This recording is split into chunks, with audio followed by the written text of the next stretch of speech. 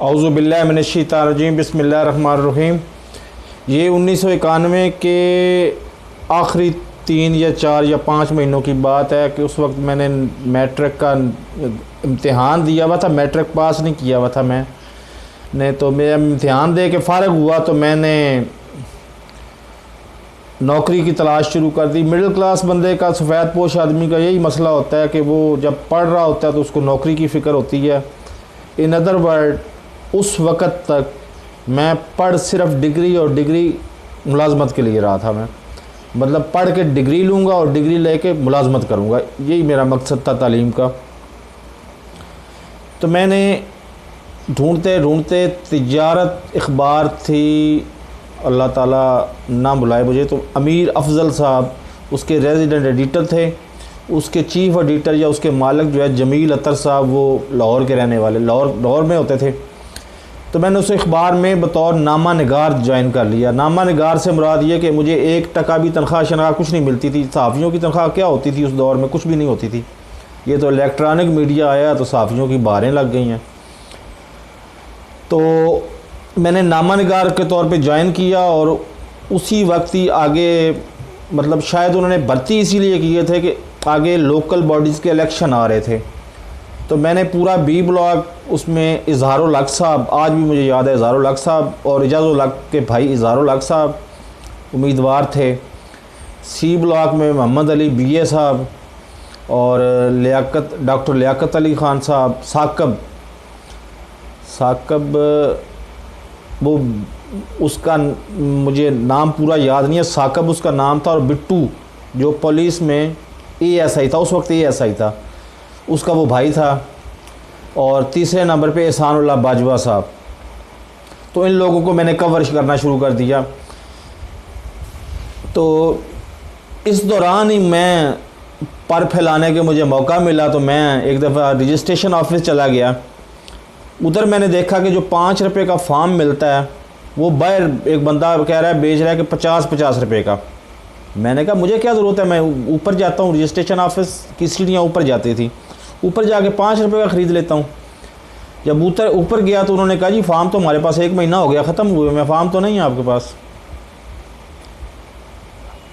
तो मुझे चूँकि सहाफ़त और मुझे नया नया ओहदा मिला हुआ था, नई नई मेरी मुलाजमत थी, तो मैंने कहा कि सहाफ़ी हो के तो इतनी बदमाशी। मैं नीचे आया और उसके डिप्टी सुपरिटेंडेंट को सबको बुला लिया कि ये फार्म यहाँ पे ब्लैक मेल कर रहा है, ब्लैक में बेच रहा है, 5 रुपये का फार्म 50 रुपये में बेच रहा है। वो खैर रोला शोला पड़ा, उन्होंने चुप करके एक फ़ार्म फ्री में मुझे पकड़ाया। मैंने फ़ार्म फिल किया और दे दिया उनको। आके यही खबर मैंने दे दी अपने दफ्तर में। इत्तफाक की बात है, अमीर अफजल साहब उस वक्त उधर नहीं मौजूद थे। अमीर अफजल साहब ने वो दूसरे दिन जनाब वो 4 कालमी ख़बर छप गई कि जी नामा निगार तिजारत मोहम्मद इफ्तिखार ने रजिस्ट्रेशन ऑफिस के बाहर फार्म ब्लैक में फ़रोख्त करते हुए रंगे हाथों पकड़ लिया। अच्छा, वो भी खबर वो अमीर अफजल साहब नहीं पढ़ी, लेकिन वो चुप कर गए, बिल्कुल बात ख़त्म हो गई। उससे अगले दिन अमीर अफजल साहब ने स्पेशली पैगाम दिया हुआ था। जब मैं दफ्तर पहुंचा तो उन्होंने बुला लिया मुझे अपने पास। जब मैं उनके पास गया तो वही डिप्टी सुपरिटेंडेंट साहब उनके सामने बैठे हुए थे। वो तुमने क्या किया, तुम्हें ना ये नहीं आती, सहाफ़त नहीं आती, तो तुम क्या कर रहे हो? मैंने कहा सर हुआ क्या है? वो तुमने इधर पकड़ा डिप्टी सुपरिटेंडेंट साहब ने है और तुम कह रहे हो कि मैंने पकड़ा है। तुम इनकी प्रमोशन करने की बजाय, तुम्हें पता है कि ये कौन है? कौन है जी? ये जमील अतर साहब के बहनोई हैं। मैंने कहा सर जी गलती हो गई है, माजरत, मुझे तो पैसा कमाना था और मतलब मेरे अंदर भी मैं उस वक़्त थी। तो मैंने कहा जी ठीक है, मैंने माजरत की और बात आई गई होगी, ख़त्म होगी।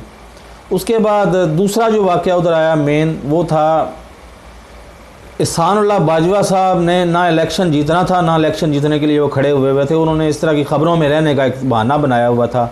उन्होंने इश्तिहार भी मुझे दिए, इश्तिहारों से ही असल में कमीशन मिलती थी और तो कोई तनख्वाह तो उधर थी कोई नहीं हमारी। और उन्होंने एक दिन कह दिया कि कितने बड़े जुल्म की बात है कि इधर 2 टके का बंदा नहीं होता, उसका वोट होता है।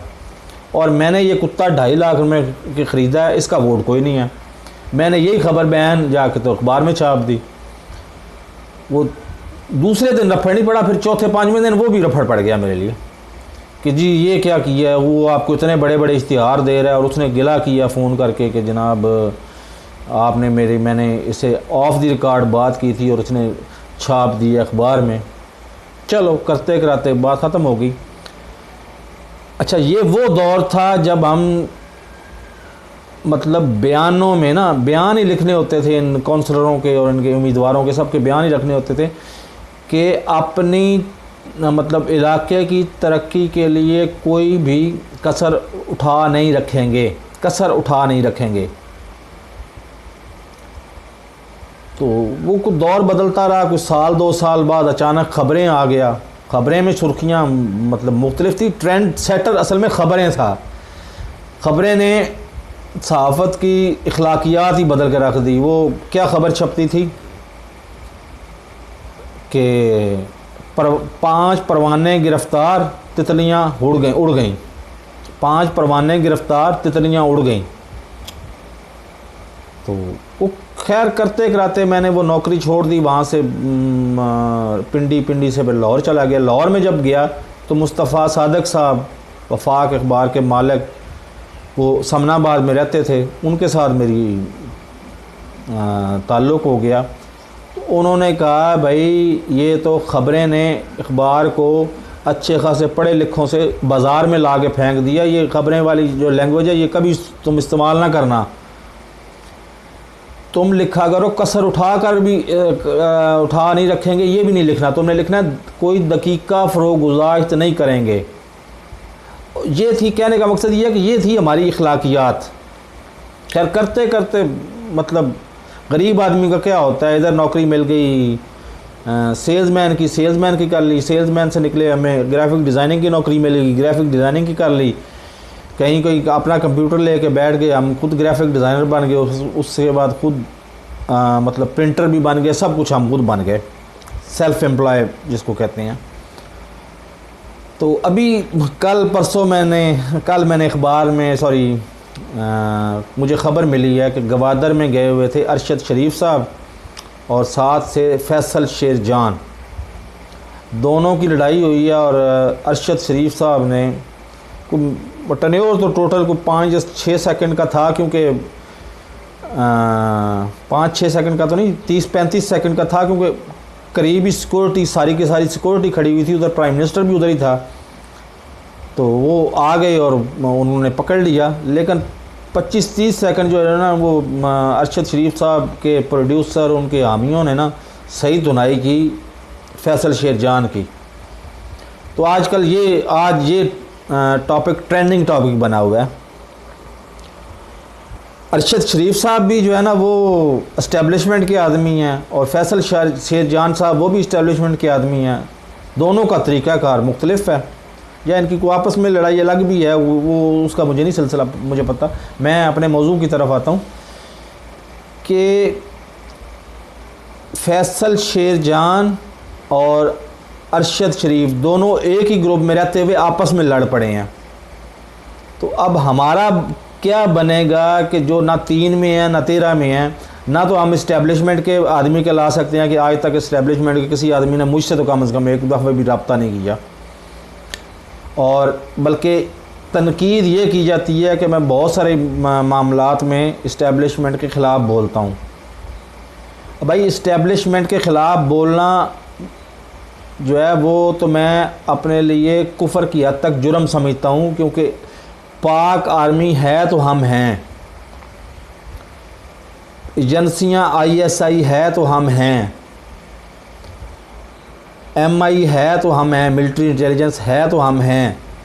वरना ये सियासतदानों के लारे पे हम रहते तो आधा मुल्क हमने पहले गंवा दिया था, आधा मुल्क बाकी भी गंवा के तो हम चुप करके ना हाथ साफ करके बैठे होते। लेकिन मैं कहाँ पे बोलता कहाँ पे हूँ, जिन्होंने टेक ओवर किया। अयूब खान ने टेक ओवर किया, वो फ़ौज से निकल के अपने शोबे से निकल के हुक्मरानी के शोबे में आ गए, मैंने उन पे तनकीद की।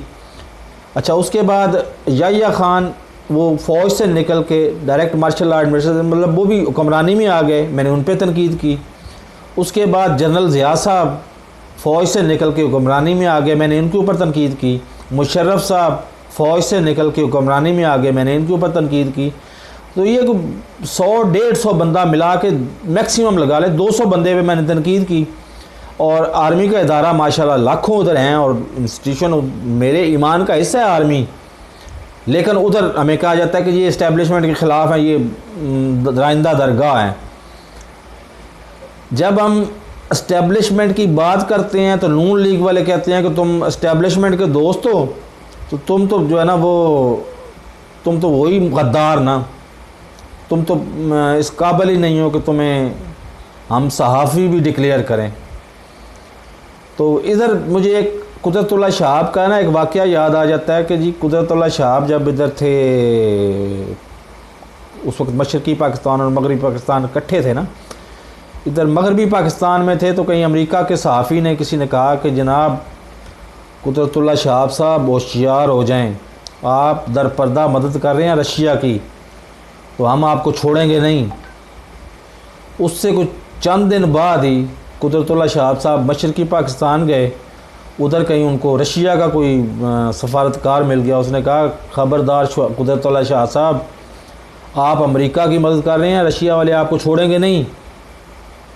तो कुदरतुल्लाह शहाब साहब कहते हैं कि जब अमेरिका के सहाफ़ी ने बात की तो मैं सोच में पड़ गया। जब रशिया के सहाफ़ी ने यही बात मुझे की ना, तो मैंने कहा शुक्र अल्हम्दुलिल्लाह, अमेरिका वाले कहते हैं कि तुम हमारे ख़िलाफ़ हो, रशिया वाले कहते हैं तुम हमारे ख़िलाफ़ हो, तो इसका सबसे बड़ा सबूत, इसका मतलब ये है कि मैं सिक्का बंद और सच्चा पाकिस्तानी हूँ।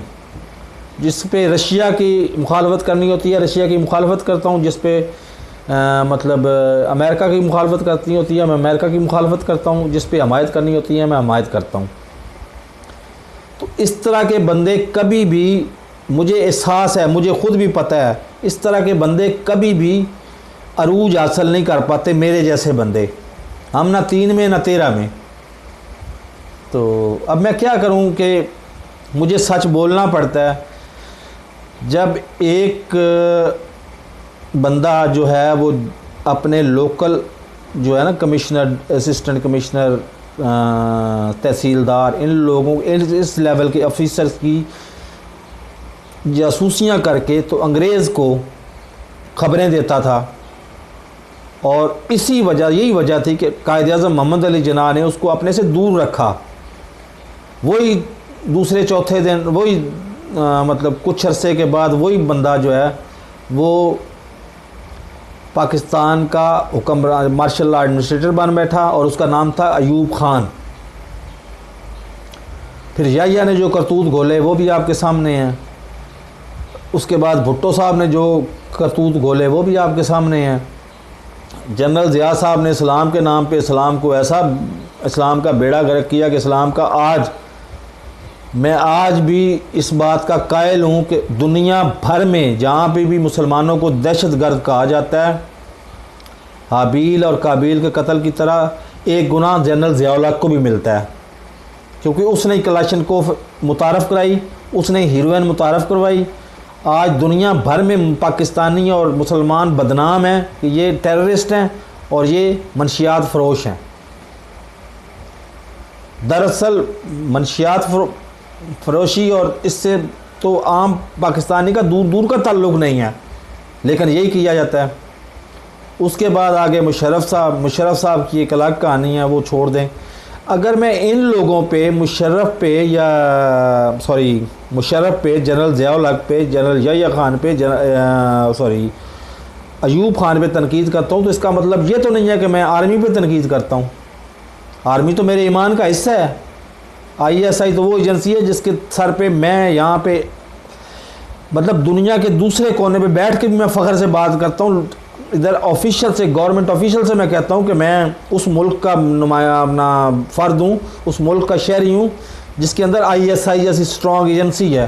तो ये मतलब ये लोग उसकी कदर करते हैं, लेकिन पाकिस्तान में ISI पर आए रोज़ तनकीद करने वाले तनकीद करते हैं, और जो उनके मतलब हमायत करते हैं, वो भी अल्लाह माशाल्लाह कि वो कवालों की तरह ना, एक कवाल बैठा हुआ है साथ 25-30 उसके हमनवा बैठे हुए हैं।